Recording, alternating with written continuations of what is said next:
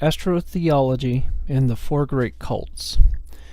Unification of the Four Great Cults.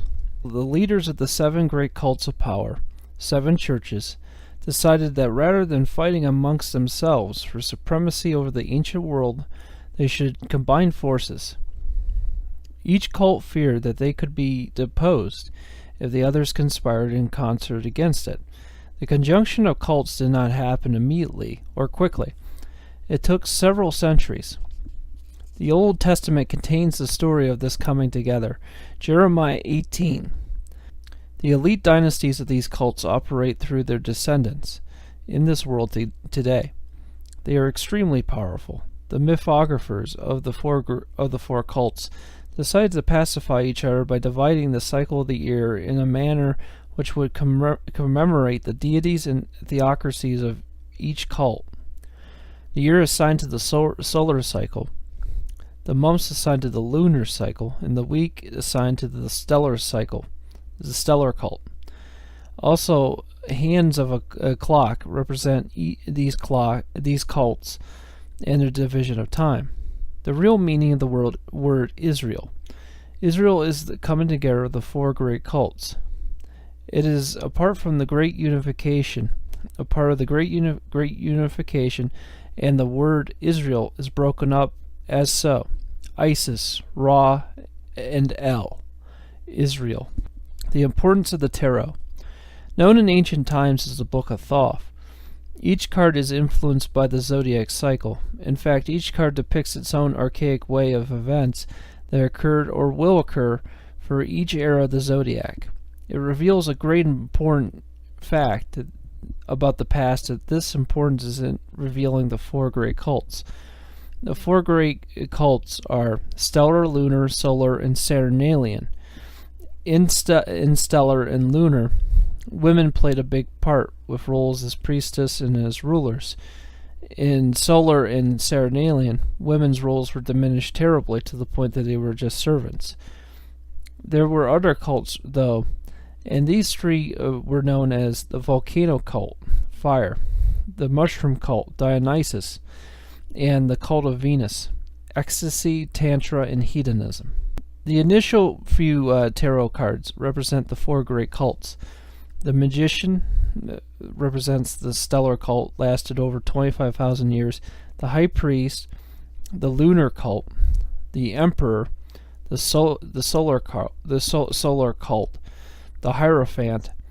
This is a Saderingrad cult. The lunar cult was symbolized by the scarab and the white Pegasus. The Saderingrad cult. In our society is many strange things ceremony-wise that have never been properly addressed. Saturn was once regarded as the king of all gods. Seneca says that Epigenes, who studied astronomy among the Chaldeans, estimate that the planet Saturn exerts the greatest influence upon all the movements of celestial bodies. Becoming a nova, it ejected filaments in all the directions, and the solar system became illuminated as by 100 suns. It subsided rather quickly and retreated into faraway regions. People that remembered early tragedies enacted in the sky by the heavenly bodies asserted that Jupiter drove Saturn away from its place in the sky. Before Jupiter, Zeus became the chief god. Saturn, Kronos, occupied the celestial throne. In all ancient religions, the dominion passed from Saturn to Jupiter. In Greek mythology, Kronos is represented as the father and Zeus as his son, who dethrones him. Kronos devours some of his children, and this act Zeus overpowers his father, puts him in chains, and drives him from his royal station in the sky. In Egyptian folklore or religion, the participants of the drama are said to be Osiris, Saturn, brother, and the husband Isis, Jupiter. The cult of Osiris and the mysteries associated with its dominated the Egyptian religion as nothing else. Every dead man or woman was in tune with observances honoring Osiris. The city of Abydos in the desert west of the Nile and northwest of Thebes was sacred to him. Sais in the delta used to commemorate the floating of Osiris' body carried by the Nile into the Mediterranean. What made Osiris so deeply ingrained in the religious memory of the nation was his cult-pervaded mythology and religion. Osiris' dominion before his murder by Seth was remembered as a time of bliss, according to the legend. Seth, Osiris' brother, killed and dismembered him. Thereupon, Isis, Osiris' wife, went on peregrinations to collect his dispersed members. Having gathered them and wrapped them together in swathings, she brought Osiris back to life. The memory of this event was a matter of yearly jubilation among the Egyptians. Osiris became lord of the netherworld, the land of the dead.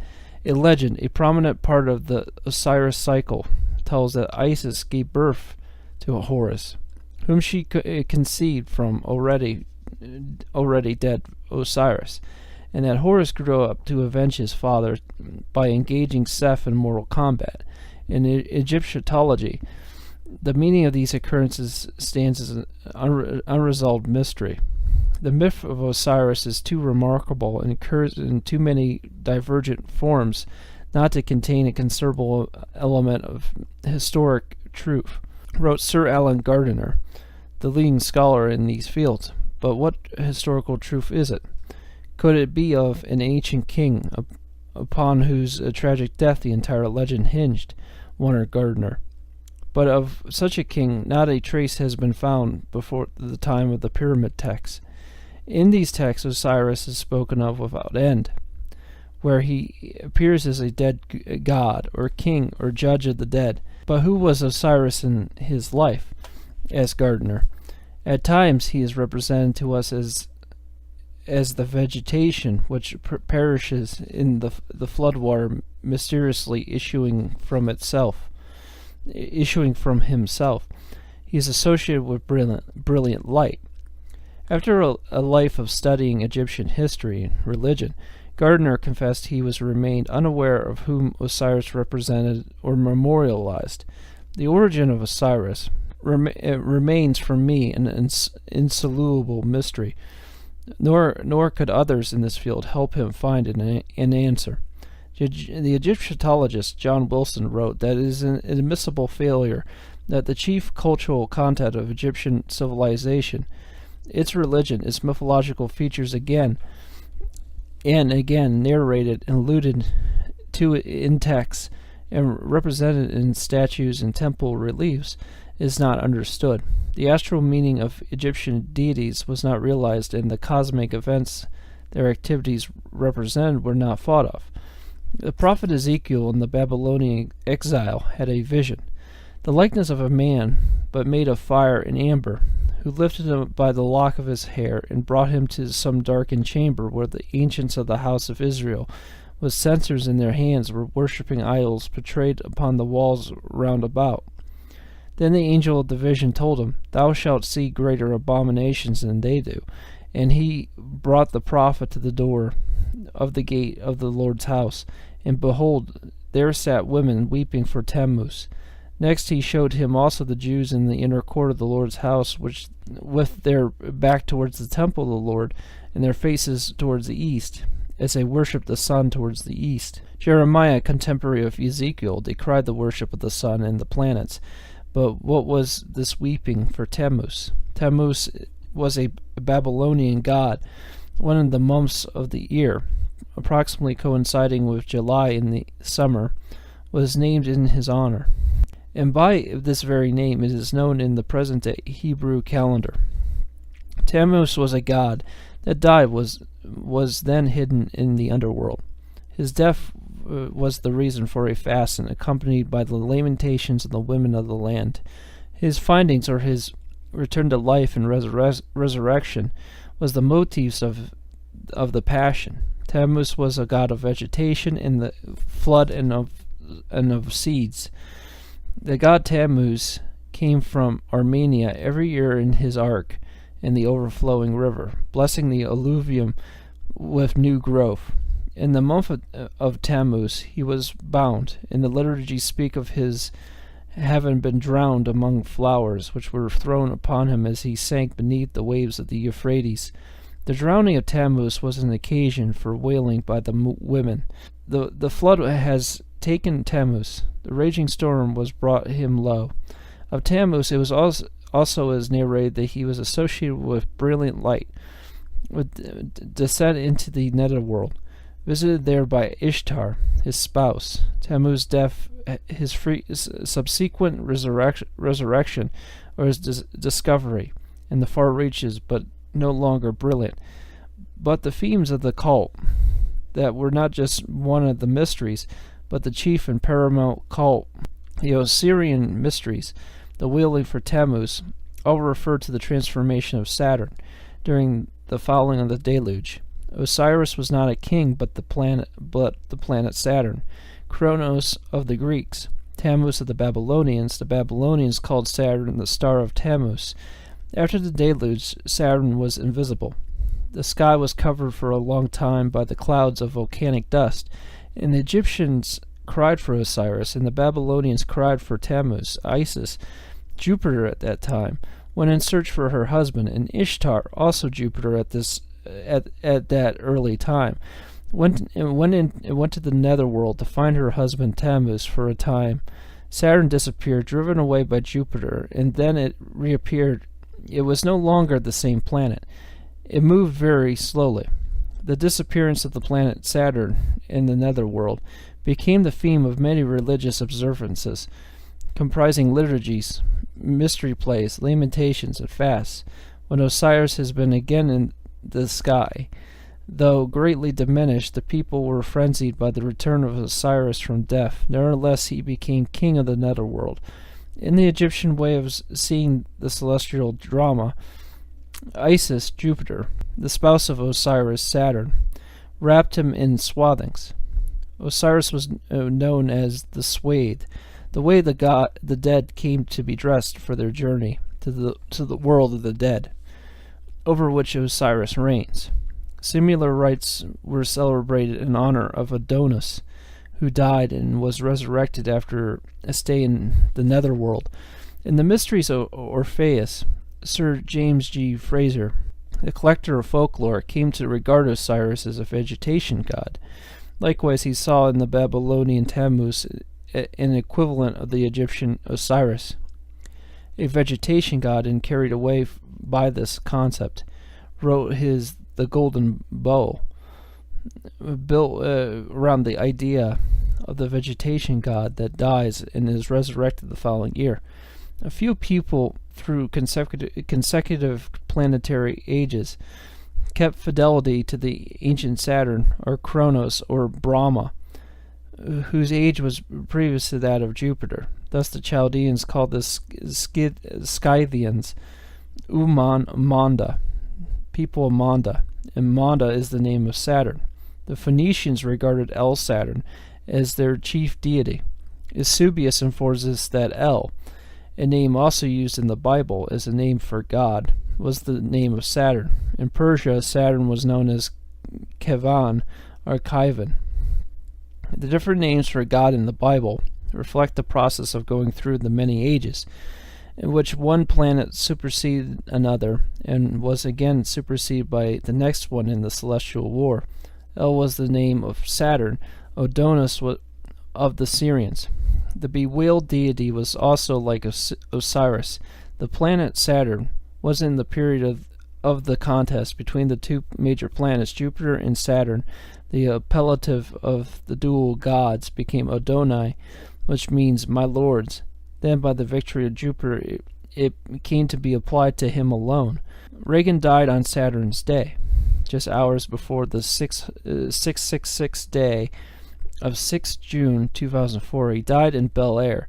Bel is another name for Saturn.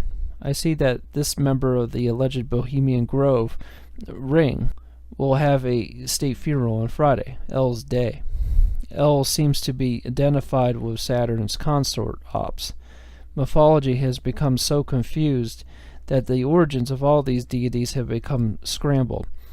Research indicates the Ops were originally a version of Venus, who has now taken on a dark role. Saturn is a god who demands a sacrifice. In the Bible, he is called Jehovah, and he is associated with that 666 symbol. The six-pointed star, 6 triangles, 6 points, and the 6-sided hexagon, ops, military symbol, is the pentagon. A pentagon is a pentagram that does not shine, or shine darkly. Venus transits the sun in 2 days' time, 8th June. When Venus will shine darkly, another name for ops is Mary, and it is churches and other places named for her that figure in most, if not all, cases of serious crime against children. Saturn is the god of the Jews and of ancient Rome. The Jews were called Saturn's people, and Rome was once called Saturn's city. Saturn is the god of agriculture because the planet, used to be a sun, a tiller of the ground, and is the original Adam. George means farmer, tiller of the ground, and he's installed at the present later day and reincarnated. The Roman Emperor Washington, named after another George and originally known as Georgetown. The land Washington was built on was born from Maryland. Have you always wondered why people wear black gowns at graduation ceremonies and other types of ceremonies? It is because the black gowns go back to the worship of Saturn. People have forgotten this. Also, the black martyr boards people wear go again back to the worship of Saturn. The Nazis had a thriving cult to Saturn. The cult, though, is always dark in nature and usually inspires people to go to war. Words are familiar to Saturnalia.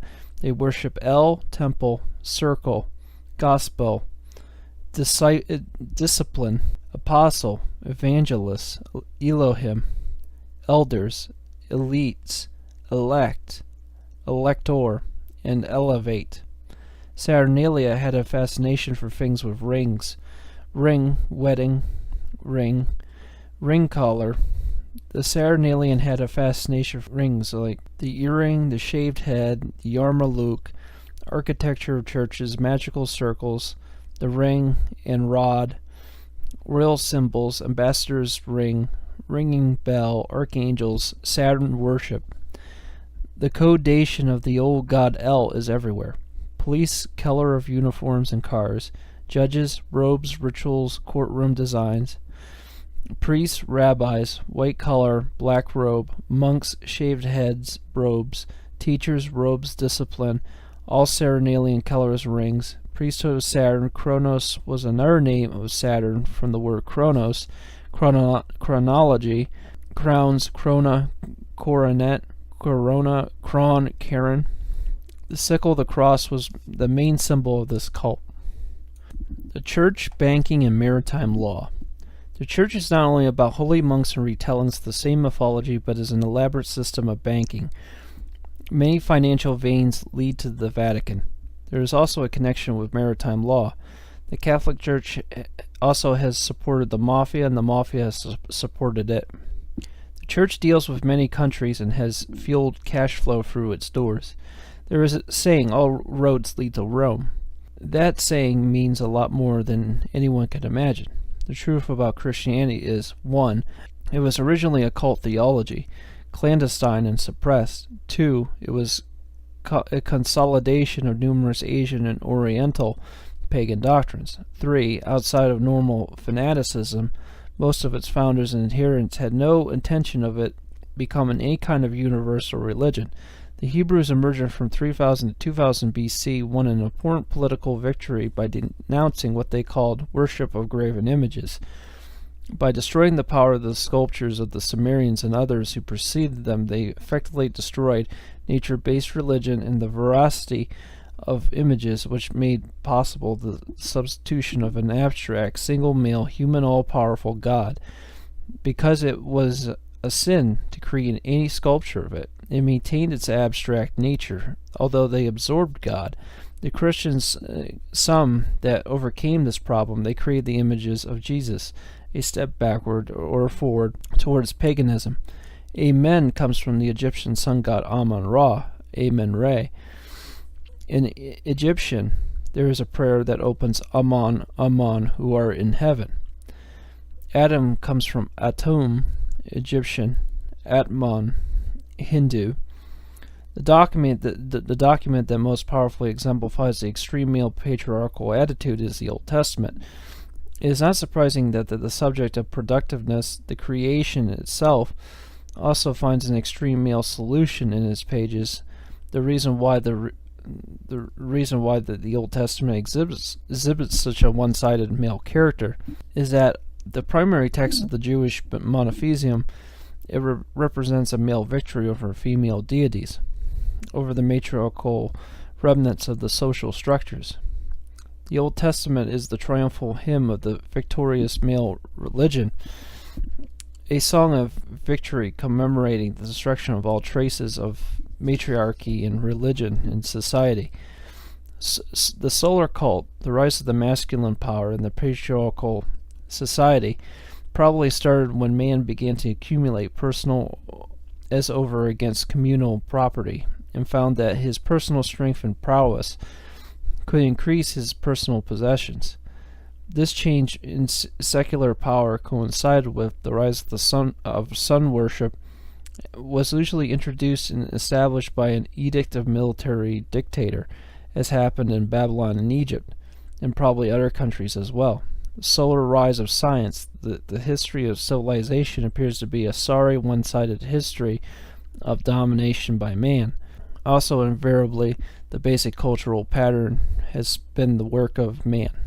Whole areas of history have darkened by the ignorance of man of the truth that they can create only through the feminine, their own nature, as they procreate in the world through the women alone. The Egyptians, Babylonians, Greeks, and Romans had no word in their language for sin. The Israelites introduced both the word and the concept into extreme Western civilization. By doing so, diverted it.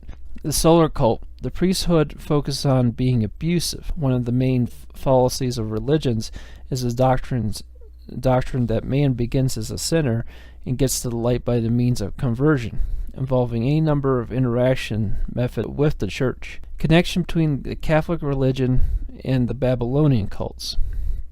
The Catholic religion goes far more back than many would believe. It is the pagan cult of the elite. They have carried it with them once the resources of the Middle East became too thin for a proper kingdom to expand. The evolution of the Babylonian cults to what is now Catholicism begins with the Jews that lived in Babylon. Though they did not have their own culture, they were highly influenced by the hierarchy of the Babylonian system, and to be honest, all religions copy off of each other. The god has changed slightly, but has always been on her pedestal. Back in Babylon, it was Marduk, Nimrod, and Ishtar, Semiramis. Many major religions start with a king and a queen declaring godhead. This is what Nimrod and Semiramis did. When Nimrod died, Semiramis, Ishtar, became pregnant, and with the new birth declared the rebirth of Nimrod, Marduk. It was revealed not long ago that many great kings used a method of magic to replicate their DNA into a newborn child. This allowed the new child to become a replica of the old king, thus making the old king immortal from a certain point of view. The Babylonian cult did not materialize out of thin air. It came from many other older societies, such as the famous Sumerian era. You go back far enough, and you're into the old Mesopotamian Empire. But interesting enough that these names change, but certain symbols do not. The torch, the crown, the long robes, these are the sun crown of Ishtar, and the torch is typically the symbol of Marduk. During the era of the Messiah character Tammuz, Christ is a carryover of Tammuz. In the end, there was a Trinity, which in the Catholic faith was very important, so as it was in Babylon. The great global elite came from the Middle East. Do you think they would have abandoned their religion? No, of course not. See, this Trinity is a base default religion, is dependent on a major thing, the zodiac. In the age of Aries, it was the ram. The ram was in every center of pagan religious life. The same is absolutely true for Taurus, with the bull dominating pagan life. Now with the age of Pisces, this Trinity default religion has adjusted to the age of the two fish. in the Gospel Christ is constantly connected to fish, did also know that the Pope's headgear represents a fish head. It originates with the cult to Dagon and the worship of Enki, and now it represents Christ. Our modern clergy and religious representatives declared that belief and practice of astrology is sacrilegious and forbidden, yet they confer names and titles that some from the original four space cults. The sacred geometry of Rome. The Vatican City is based on the art of sacred geometry. This is the art of original math that society had for thousands of years. The Vatican has an inner circle of knowledge of this and of astrology. Catholic rituals and ancient ways. Priests wore horns in the lunar cult. A bust of Moses is seen with the horns. The sculpture was made by Michelangelo. He was in secret societies. The message is Moses is the king of the lunar cult. He worshipped on Mount Sinai, in the mountain where he worshipped the moon. Moses was the one who initiated the water. Religions with the crescent on their flag originated from the lunar and stellar cults. The dollar sign can be traced back to Isis. The Statue of Liberty was modeled after Semiramis, and the torch in her hand signifies Marduk. For Marduk is always represented by the torch in the ancient world. Females, once in the lunar cult, were the keepers of the Gnosis, or keepers of the Holy Grail. Mystery derives from the Egyptian Mesta, meaning woman, and from Mass, meaning moon, which also gives mess, or mass, M-A-S-S, as in the Catholic Mass. Originally, the circular wafer represented the female ovum. When the priest places the wafer in your mouth, symbolically you are taking in the female ovum. By this you have become feminized. The priest in robes of a female, chalice in one hand, offering you bread in the other, is a feminine matriarchal coming from the lunar cult. Secret from the word secretion, implying the female mysteries, the biology of the female. A blessing from blood sen, which means bleeding, female menstruation. Adonai comes from the Egyptian, the sun disk Aton. When the priest raises the Eucharist bread during noonday Eucharist, it represents the high noonday sun. The tears are oblique references to the divine menstruum called Ku by the Egyptians. It was tears which Isis cried over her lost consort Osiris in alchemical writings. The menstruum was known as starfire, or even wise blood. It is also the sang grail of the Arthurian legends, carried by three maidens in the Orthodox canon. It appears obliquely as the red wine of the Christian Eucharist. The origin of the word church. The word we use for church goes back a ways. This is a quote from one of George Maxwell's lectures. The word church, incidentally, is an interesting word. It's an English word, okay? It's the English word church. It comes from a Scottish word kirk. That's why we have one of the old hymns, Kirk of the Valley. Kirk in the Scottish is church in English, but Kirk in Scottish comes from a Greek word, Circe. Circe in Greek mythology was the mother, Mother Circe, who was able to put a spell on people and to bring them into her house and change men into pigs and eat them. Of course, so I don't know what that tells you. Kabbalah. Kabbalah is an old Semitic magic, but is also an ongoing story of the progress of life. Many will spend a great deal of money to learn the secrets of this old art. The truth is that Kabbalah is not complete, will never be complete. Many elements of Kabbalah, in fact, come from ancient Egypt. The connection with women and the earth. Long ago, this world was based on matriarchal societies. The female has always been connected to the earth, and as a result of man's violent ambition with the planet, has alienated women to the degree that they have lost their ancient identity. As the earth dies, their behavior reflects this coming panic. Even though it is subconscious, it has its way of making to the surface. To this world, for women to become successful, they have to become like men. They have truly lost their identity.